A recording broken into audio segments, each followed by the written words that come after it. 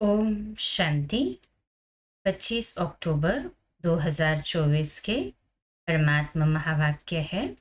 बाबा कहते, मीठे बच्चे, बाप की एक नजर मिलने से सारे विश्व के मनुष्य मात्र निहाल हो जाते हैं। इसलिए कहा जाता है, नजर से निहाल, इंदा सदगुरु मिला दलाल। प्रश्न है, तुम बच्चों की दिल में खुशी के नगाड़े बजने चाहिए, क्यों? उत्तर, क्योंकि तुम जानते हो बाबा आया है सबको साथ ले जाने। अब हम अपने बाप के साथ घर जाएंगे। हाहाकार के बाद जय जयकार होने वाली है। बाप की एक नजर से सारे विश्व को मुक्ति, जीवन मुक्ति का वर्षा मिलने वाला है। बाप की एक नजर से ही सारे विश्व को मुक्ति, जीवन मुक्ति का वर्षा मिलने वाला है, अर्थात सारी विश्व निहाल हो जाएगी। ओम शांति। रूहानी शिव बाबा बैठ अपने रूहानी बच्चों को समझाते हैं। ये तो जानते हो कि तीसरा नेत्र भी होता है। बाप जानते हैं सारी दुनिया की जो भी आत्माएं हैं, सबको मैं वर्षा देने आया हूं। बाप के दिल में तो वर्षा ही याद होगा। लौकिक बाप की भी दिल में वर्षा ही याद होगा। बच्चों को वर्षा देंगे। बच्चा नहीं होता है तो मूंझते हैं, किसको दे, फिर अडॉप्ट कर लेते हैं। यहाँ तो बाप बैठे हैं। इनकी तो सारी दुनिया की जो भी आत्माएं हैं, सब तरफ नजर जाती है। जानते हैं सबको मुझे वर्षा देना है। भल बैठे यहाँ हैं, परंतु नजर सारे विश्व पर और सारे विश्व के मनुष्य मात्र पर है, क्योंकि सारे विश्व को ही निहाल करना होता है। बाप समझाते हैं, ये है पुरुषोत्तम संगम युग। तुम जानते हो बाबा आया हुआ है सबको शांति धाम, सुख धाम ले जाने। सब निहाल हो जाने वाले हैं। रामा के प्लान अनुसार कल्प कल्प निहाल हो जाएंगे। बाप सब बच्चों को याद करते हैं। नजर तो जाती है ना, सब नहीं पढ़ेंगे। ड्रामा प्लान अनुसार सबको वापस जाना है, क्योंकि नाटक पूरा होता है। थोड़ा आगे चलेंगे तो खुद भी समझ जाएंगे, अब विनाश होता है। अब नई दुनिया की स्थापना होनी है, क्योंकि आत्मा तो फिर भी चैतन्य है ना। तो बुद्धि में आ जाएगा, बाप आया हुआ है, पैराडाइज स्थापन होगा और हम शांति धाम में चले जाएंगे। सबकी गति होगी ना।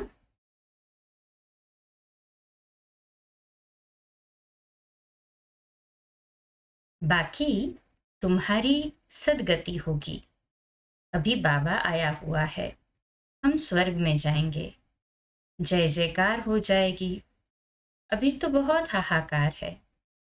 कहाँ अकाल पड़ रहा है, कहाँ लड़ाई चल रही है, कहाँ भूकंप होते हैं, हजारों मरते रहते हैं। मौत तो होना ही है।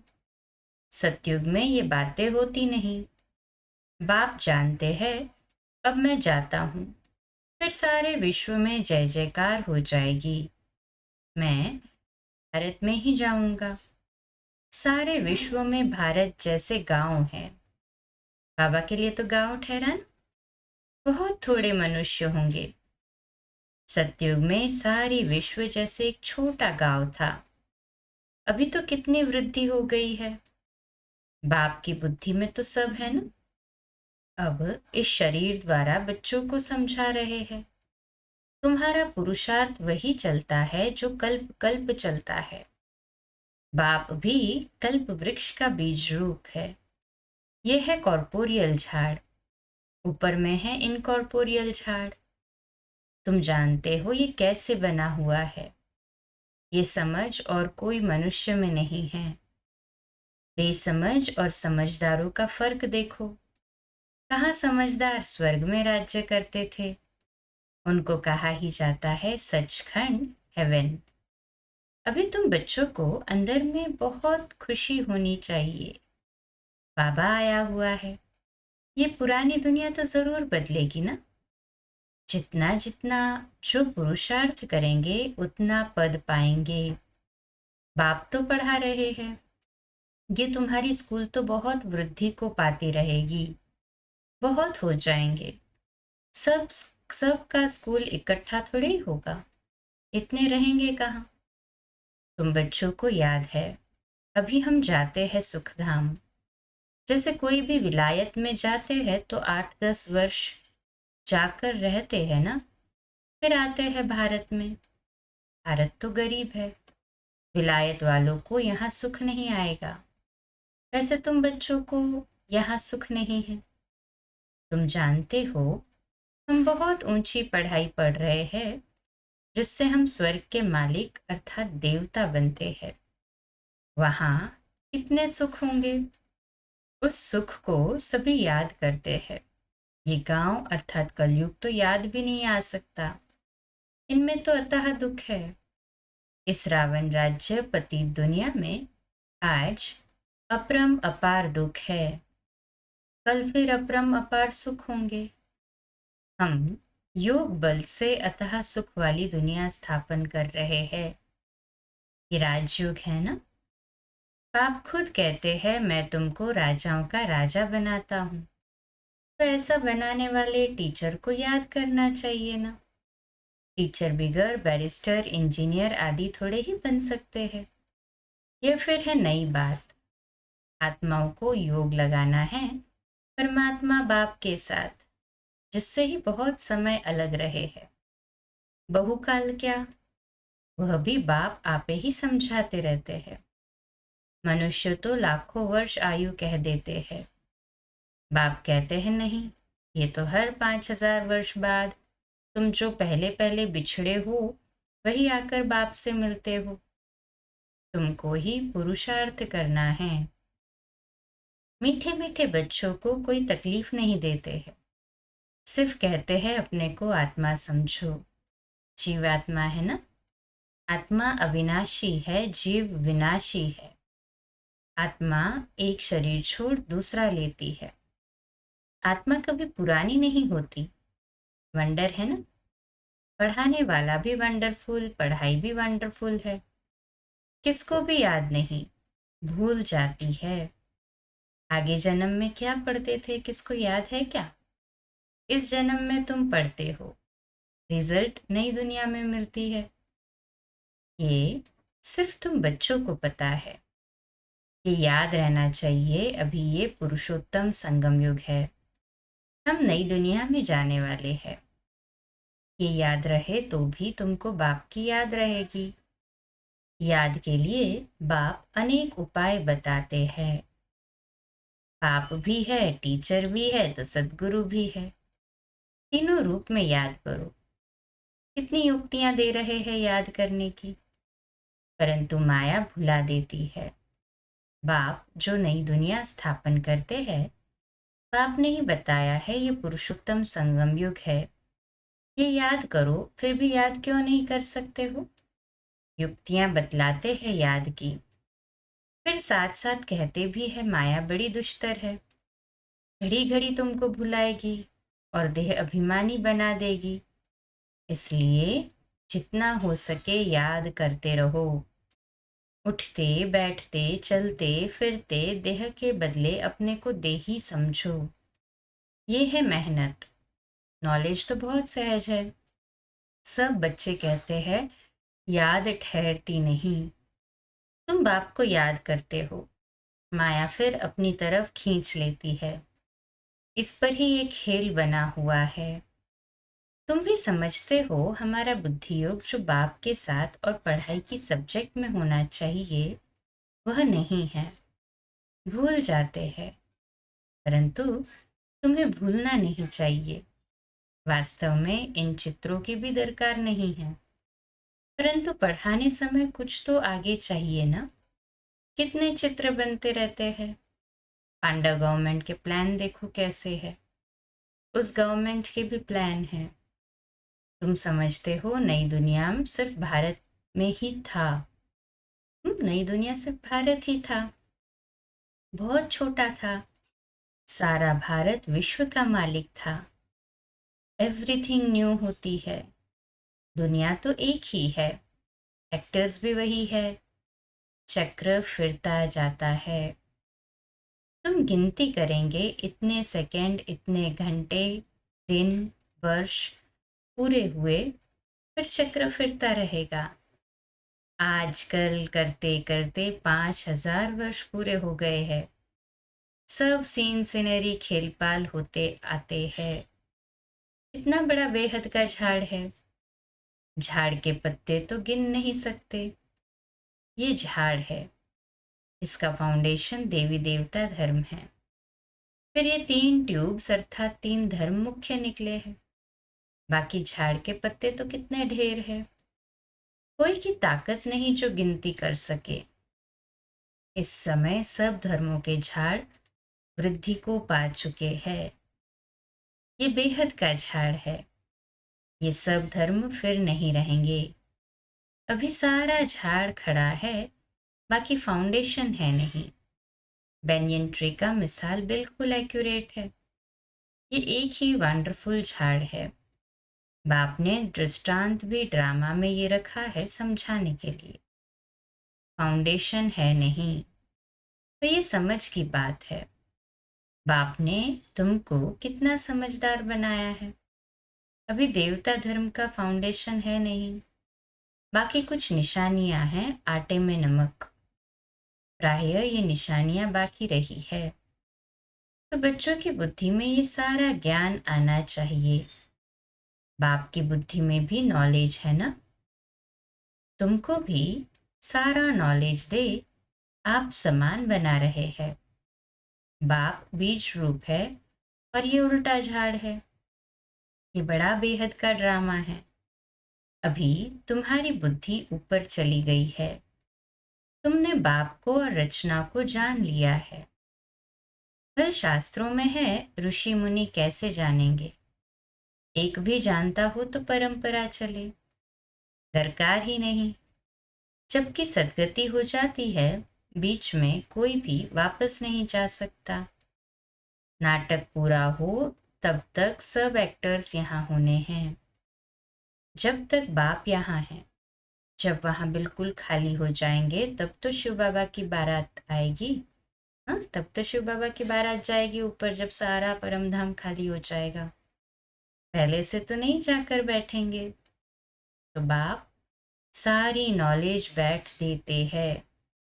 ये वर्ल्ड का चक्र कैसे रिपीट होता है। सतयुग, त्रेता, द्वापर, कलयुग, फिर संगम होता है। गायन है, परंतु संगम युग कब होता है ये किसको पता नहीं है। तुम बच्चे समझ गए हो। 4 युग है। यह है लीप युग। इनको मिडगेट कहा जाता है। श्री कृष्ण को भी मिडगेट दिखाते हैं। तो ये है नॉलेज। नॉलेज को मोड़ तोड़कर भक्ति में क्या बना दिया है। ज्ञान का सारा सूत मूंझा हुआ है। उनको समझाने वाला तो एक ही बाप है। प्राचीन राजयोग सिखलाने लिए विलायत में जाते हैं। वह तो ये है ना, प्राचीन अर्थात पहला। सहज राजयोग सिखलाने बाप आए हैं। कितना अटेंशन रहता है। तुम भी अटेंशन रखते हो कि स्वर्ग स्थापन हो जाए। आत्मा को याद तो आता है ना। बाप कहते हैं, ये नॉलेज जो मैं अभी तुमको देता हूं, फिर मैं ही आकर दूंगा। ये नई दुनिया के लिए नया ज्ञान है। ये ज्ञान बुद्धि में रहने से खुशी बहुत होती है। बाकी थोड़ा टाइम है, अब चलना है। एक तरफ खुशी होती है, दूसरी तरफ फिर फील भी होता है। अरे ऐसा मीठा बाबा हम फिर कल्प बाद देखेंगे। बाप ही बच्चों को इतना सुख देते हैं ना। बाप आते ही है शांति धाम सुख धाम में ले जाने। तुम शांति धाम सुख धाम को याद करो तो बाप भी याद आएगा।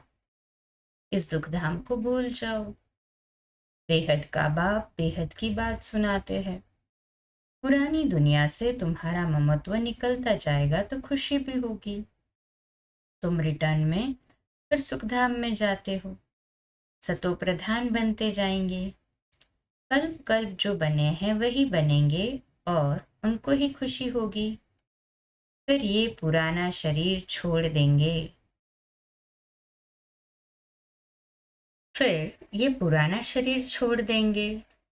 फिर नया शरीर लेकर सतो प्रधान दुनिया में आएंगे। ये नॉलेज खलास हो जाएगी। बातें तो बहुत सहज है। रात को सोते समय ऐसे ऐसे सिमरन करो तो भी खुशी रहेगी। हम ये बन रहे हैं। सारे दिन में हमने कोई शैतानी तो नहीं की। 5 विकारों से कोई विकार ने हमको सताया तो नहीं। लोभ तो नहीं आया। अपने ऊपर जांच रखनी है। अच्छा, मीठे मीठे सिकिलदे बच्चों प्रति माता पिता बाप दादा का याद प्यार और गुड मॉर्निंग। रूहानी बाप की रूहानी बच्चों को नमस्ते। हम रूहानी बच्चों की रूहानी माता पिता बाप दादा को याद प्यार, गुड मॉर्निंग और नमस्ते। वाह बाबा वाह, शुक्रिया बाबा, शुक्रिया। धारणा के लिए मुख्य सार है पहली पॉइंट, योग बल से अतः सुखों वाली दुनिया स्थापन करनी है। इस दुख की पुरानी दुनिया को भूल जाना है। खुशी रहे कि हम सचखंड के मालिक बन रहे हैं। दूसरा पॉइंट, रोज अपनी जांच करनी है कि सारे दिन में कोई विकार ने सताया तो नहीं, कोई शैतानी काम तो नहीं किया, लोभ के वश तो नहीं हुए। आज का मीठा वरदान, वरदाता द्वारा सर्वश्रेष्ठ संपत्ति का वरदान प्राप्त करने वाले संपत्तिवान भव। आज का सोमान है, मैं संपत्तिवान आत्मा हूं। मैं संपत्तिवान आत्मा हूं। विश्लेषण, किसी के पास अगर सिर्फ स्थूल संपत्ति है तो भी सदा संतुष्ट नहीं रह सकते। स्थूल संपत्ति के साथ अगर सर्व गुणों की संपत्ति, सर्व शक्तियों की संपत्ति और ज्ञान की श्रेष्ठ संपत्ति नहीं है तो संतुष्टता सदा नहीं रह सकती। अब सबके पास तो ये सब श्रेष्ठ संपत्तियां हैं। दुनिया वाले सिर्फ स्थूल संपत्ति वाले को संपत्तिवान समझते हैं, लेकिन वरदाता बाप द्वारा आप बच्चों को सर्वश्रेष्ठ संपत्तिवान भव का वरदान मिला हुआ है। स्लोगन है, सच्ची साधना द्वारा हाय हाय को वाह वाह में परिवर्तन करो। आज का अव्यक्त इशारा है, ये देहरूपी वस्त्र किसी भी संस्कार से लटका हुआ हो। जब भी पुराने संस्कारों से न्यारे हो जाएंगे तो फिर अवस्था भी न्यारी हो जाएगी। इसलिए सभी बातों में इजी रहो। जब खुद सभी में इजी रहेंगे तो सभी कार्य भी इजी होंगे और पुरुषार्थ भी इजी होगा। अच्छा, कम बोलो, धीरे बोलो, मीठा बोलो, सत्य बोलो, सोच समझकर बोलो। निमित्त भाव, निर्माण भाव, निर्मल वाणी। आज का नया दिन आप सभी को मुबारक हो, मुबारक हो, मुबारक हो। शुभ दिवस। ओम शांति।